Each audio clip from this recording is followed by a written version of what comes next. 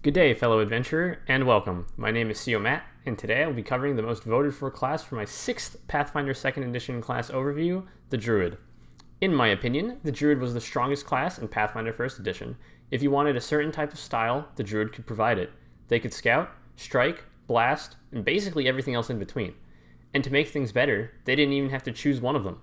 The Druid came with solid proficiencies in terms of weapon and armor, gained access to 9th level casting, would cast off the strongest mental stat in Wisdom, in addition to ridiculous spells at their disposal, and would also gain the ability to have a loyal animal companion, or a domain to grant them even more spells per day. Later on, the Druid could also choose Druidic Herbalism, which gave them even more ridiculous abilities.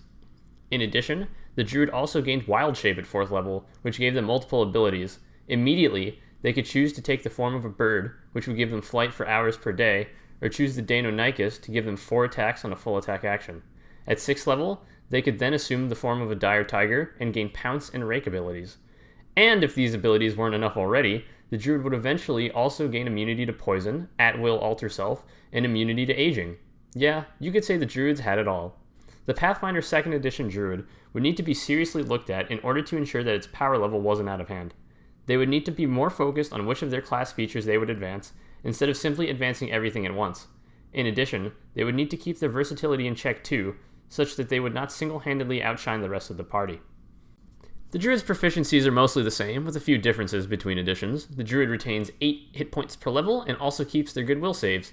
They still have access to both light and medium armor, and have the same no metal restriction when it comes to armor and shields. Instead of a select few weapons, the Druid gains proficiency with all simple weapons, and unfortunately, the Druid does not gain a good fortitude or reflex save at 1st level, and their perception score is also sadly only sitting at trained. That being said, considering perception is going to be used for initiative, this actually is a bit of a wash for the Druid, as they will still be one of the first to act in an encounter. All Druids are integrated with some aspect of nature, and as a result, are always trained in it. The Druids also gain another skill trained based on the order they select, in addition to 2 more skills plus their intelligence modifier. Druids are primal spellcasters, and as such, will be trained in primal spell attack rolls and DCs. Druid's key ability score is Wisdom, unarguably the strongest casting stat, as it not only affects a saving throw, but also your perception modifier. To make things even better, Druids are prepared casters and automatically have access to every common spell on the primal list.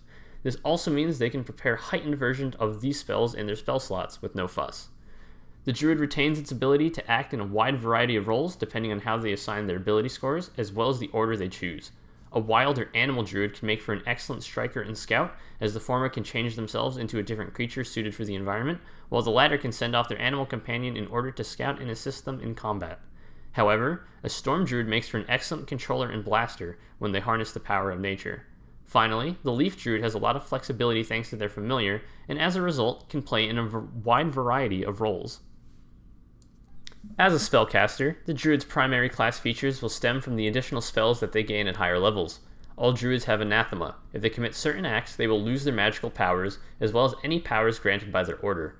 Druid's Anathema always include wearing metal armor, despoiling a natural area, and teaching the Druidic language to non-Druids. Speaking of Druidic, all Druids know this language right from 1st level.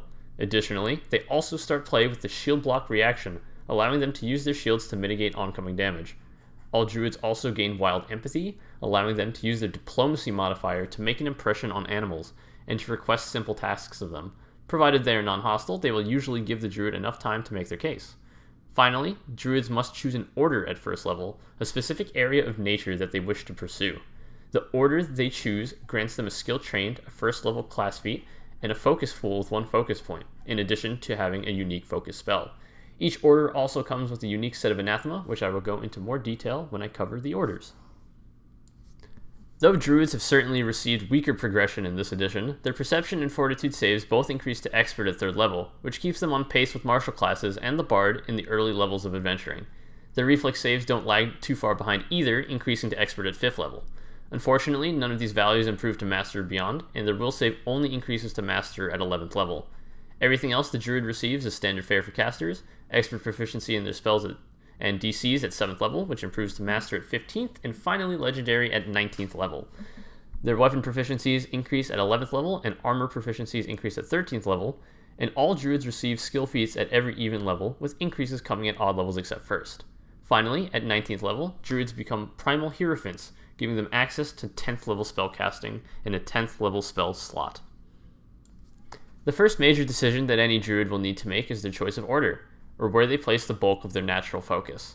The Animal Order grants Druids training in athletics, as well as the Animal Companion Druid feat, a fantastic boon to your team as well as your own action economy. The Druid's Animal Companion can also progress at a faster rate than the Ranger, and as such, can keep up with the ever-dangerous threats the party is certain to encounter. The Animal Companion can act as a scout or a secondary striker, and can help flank enemies as well as grant the Druid additional movement options if they selected a mount. Do note that the mounted Animal Companions must use their walking speed while being mounted, unless they also have the mount quality. Sorry, but you aren't flying a giant eagle into battle anytime soon.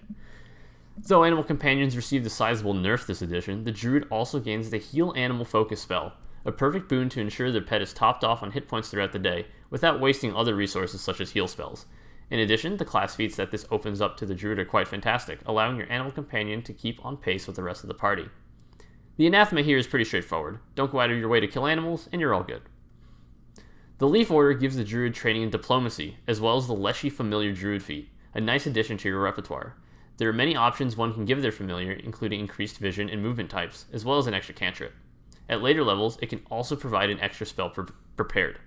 The Goodberry Order spell is very reminiscent of the Champion's Lay on Hands ability, except one does need to have access to berries in order for it to work. That being said, unless you are constantly finding yourself in wastelands or have a difficult GM, this shouldn't be too hard of a problem. The spell heightens decently and allows one to target an additional berry upon later levels. The later class feats associated with this order are unfortunately quite poor. Woodland Stride is good if you are a more mobility-inclined Druid, but if you're taking the Leaf Order, you're most likely not. Green Empathy is like Wild Empathy but for plants, and is a situational ability at best. Plant Shape is unimpressive, with only one plant shape even worth using, the Arboreal Shape. Additionally, usage of Wild Shape prevents casting. Verdant Metamorphosis is nice for healing quickly and efficiently, but as a 14th level feat, there are certainly better options available. That being said, Impaling Briars is a very solid area control spell that can also be used to deal damage. This can even affect flying enemies, which is also a boon.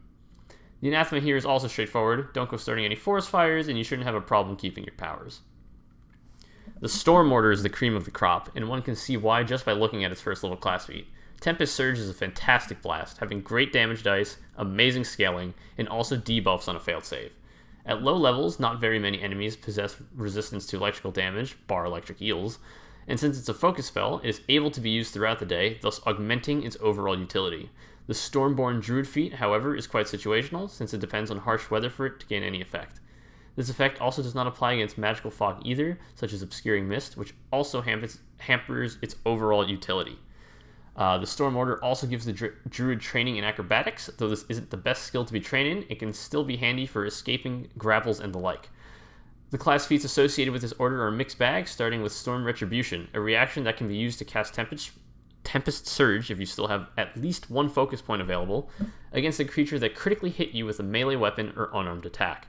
This ability is very situational and only procs versus a crit, something you definitely don't want to find yourself doing. Windcaller, on the other hand, is a great mobility spell that gives the Druid access to flight without having to prepare it. It is also a prerequisite for the Druid to take Invoke Disaster, granting the Druid access to the Stormlord focus spell. This ability is a massive 100-foot emanation that can impose debuffs, most notably either fog or wind, on anyone unlucky enough to be caught in the area. Additionally, an extra action can be used to call down a bolt of lightning, dealing 10d6 damage on a failed reflex save.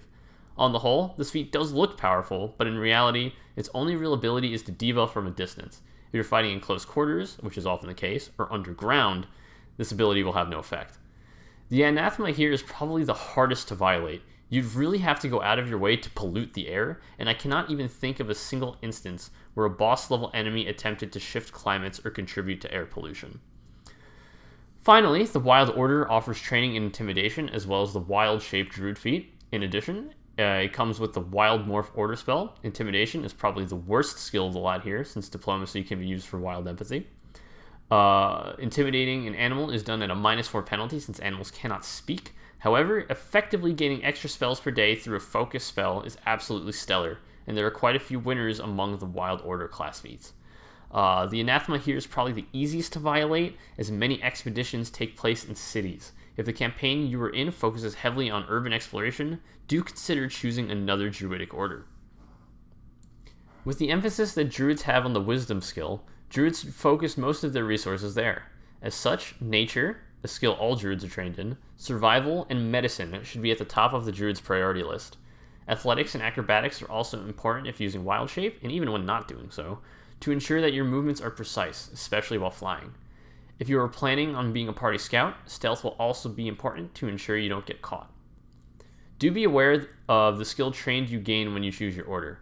Wild Druids gain access to Intimidation, and Leaf Druids get Diplomacy. Does this mean that they make for adequate faces? No. Charisma is not an ability score that is essential for Druids, and they are already as multiple ability dependent as they are, depending on what type of build they go for. As such, it is important to allocate skills trained that will be more beneficial to the character as a whole.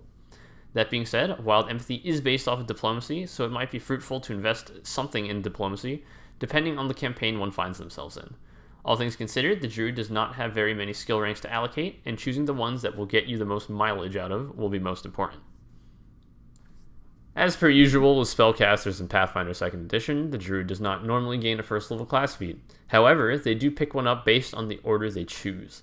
The 2 first level class feats that are not restricted by order are 2 metamagic feats, Reach Spell and Widen Spell.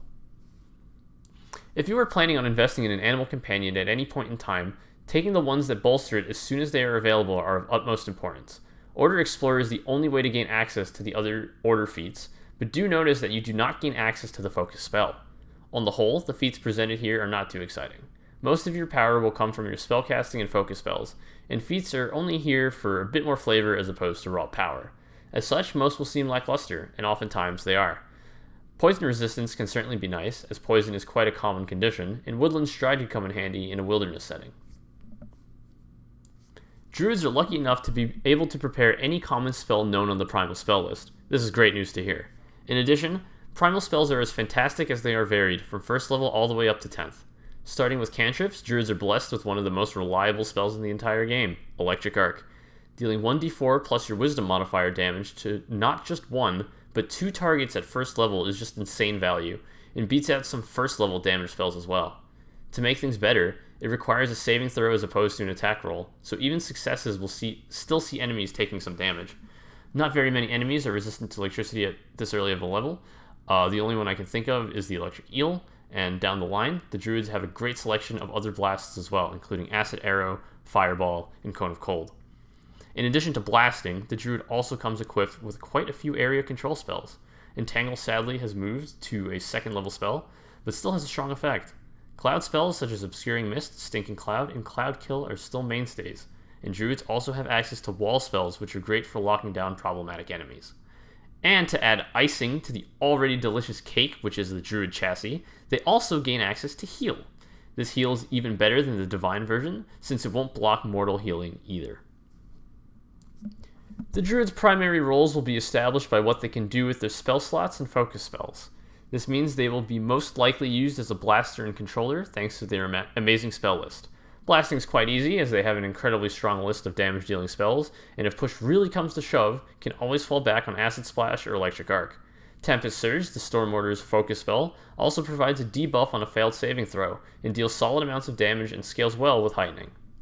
Additionally, the Druid will have quite a few secondary roles based on their skills, ability scores, and proficiencies. The Druid would like to be a scout, since they only have to wait until level 3 to gain extra proficiency in perception. Training in survival will be quite important in this regard, and particularly dexterous Druids might also want to invest in stealth. The issue with this is that the Druid does not receive any feat support in this regard like the Ranger does with Favored Terrain and Swift Tracker, and the Druid also does not have the skill expertise that the Rogue has. However, the Druid can have an animal companion, and a bird or animal with scent can help immensely in this regard. The Druid can have a bit of utility thanks to the high Wisdom score, which will directly translate into a high Medicine modifier. Investing in medicine-related feats can go a long way in keeping the party healthy in and out of combat.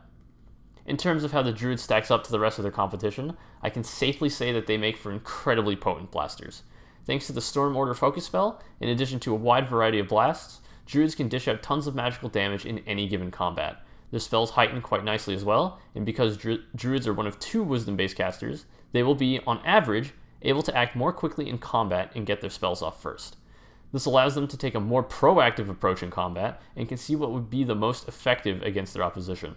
Tempest Surge scales incredibly well, certainly better than anything the wizard or sorcerer can output with their focus spells, and has a nasty side effect on a failure to boot. The Druid has a few buffs and debuffs in their repertoire, as well as area control. However, where the Druid falters in this regard is that their spells will mainly target either fortitude or reflex saves. They have next to nothing in terms of will saves. Targeting a particular enemy to slow them down is very hard to do, as a big enemy will most likely be able to shrug off the damage a Druid will be able to output. Without being able to target every saving throw like the Arcane spell list is able to do, the Druid will sometimes struggle to take out bigger threats in a drawn-out encounter. Speaking of healing, Druids are also able to prepare heal. Though they do not get a divine font ability that clerics do that allow them to heal for ludicrous amounts on a daily basis, Druids can still fill a supporting role if need be. What the Druid does have over the cleric in this regard is that their healing spell is primal, not divine. As such, it will not interfere with feats such as Godless Healing, and players opting to use medicine-related feats will get their full benefit. The Druid can also make for an adequate striker, either through their own merit or through their animal companions. In addition, the Druid does get shield block as a free feat, meaning they have decent durability in melee. However, because they progress so slowly with their weapons, their accuracy and damage is never going to reach the same as that of a martial class. Additionally, their low hit points per level and relatively poor defenses will also lower their staying power. The last thing that I wanted to mention was the Druid's ability to scout. Despite the fact that the Druid will never go higher than Expert in Perception, they do have a few things going for them. The first one is access to the Fly spell. As such, they need not worry about difficult terrain or hazards or the like. The bird's eye view that they can obtain from one spell alone can provide critical information to a party if they are traveling through overland areas. They can also take the Dark Vision spell, which is certainly helpful in underground environments, and even at low levels, Pest Form can provide a lot of utility by changing into territorial creatures and blending right into scout environments. Orgoth commands thunder like no other, and his build certainly represents that. Orc Sight grants him Dark Vision, a fantastic boon to have. He prepares Produce Flame and Electric Arc to give himself staying power at a distance, and if in melee, uses a Spear and Wooden Shield to keep enemies at bay and reduce potential damage. In the case that he needs extra firepower, Burning Hands will certainly get the job done, and he also prepares Heal in case someone on the team is in dire need of it. In essence, he is a backliner who isn't afraid of pulling out a weapon if the situation calls for it. Greta is a Leshy, an ancestry that was introduced in the Lost Omens character guide. She uses natural remedies and herbs in order to heal teammates and plays very passively in combat. She will spend most of her time keeping her teammates alive with Stabilize and Heal, and always remembers to distribute her good berries to her teammates before combat. She doesn't carry any weapons on her. If she needs to, she can spit some seed pods at enemies. Her familiar assists with the distribution of good berries. It can also be used to scout ahead with Flight and Dark Vision, or provide another cantrip, perhaps for Electric Arc. This final build takes full advantage of the extra action economy presented with an animal companion. A bird is perfect for scouting and can also easily get into flanking position thanks to its ability to fly. As such, Avery's build focuses on getting up close with a club and commanding his bird to assist him in combat. Though the bird's damage output is not fantastic, it can certainly be bolstered with Magic Fang. Avery uses a club in order to boost it with Shillelagh, further solidifying his damage output. All in all, the Druid is still an amazing class moving throughout editions, able to fill many roles in any given party and have a strong overall contribution, no matter what build they end up going with. Each of the 4 orders that a Druid may choose from, each provide their own set of strengths to augment their kit, and gives each character a unique flavor that will play differently from other Druids. Needless to say, the Druid retains its ability to provide a strong benefit. However, to say that they're just as they were edition ago is not the case. The Druid did suffer quite a bit by having to select the class features they wanted, having access to an animal companion, full spellcasting, medium armor, 2 fantastic saving throws, 3/4 BAB, and wild shape with a wide variety of forms and powerful features is just impossible to do this edition. One must now focus the resources on 1 or 2 roles, as opposed to being amazing at nearly every role. Despite no longer having the title of best in class at every role except face of the party, the Druid still makes for the best blaster in Pathfinder 2nd edition. The sheer amount of damage that they can output using the primal spell list is absolutely ludicrous, and they have quite a few area control options to complement their offensive spells. Though the Druid's overall spellcasting power took a noticeable hit, just like with every other caster class, the Druid was blessed with being a wisdom-based caster, and since Perception, a wisdom-based skill, is now the most often skill rolled for initiative, the Druid will be able to strike hard and fast with a wide variety of spells. All in all, the Druid still makes a fantastic case for best class Pathfinder 2nd edition, just like it did one edition prior. Though it cannot focus on every area, the Druid can and will bring a lot of different abilities to any given table, and is a genuine pleasure to have on a team. If you enjoyed this video, please feel free to leave a like, comment, and subscribe to the channel for additional content. I plan on releasing one video of this type every month until I have covered every class, so do stay tuned. I currently do not have plans on doing these videos in any sort of order, but I will be posting the next class poll on my Discord channel and on Twitter, which can both be found in the description. And of course, have a great day.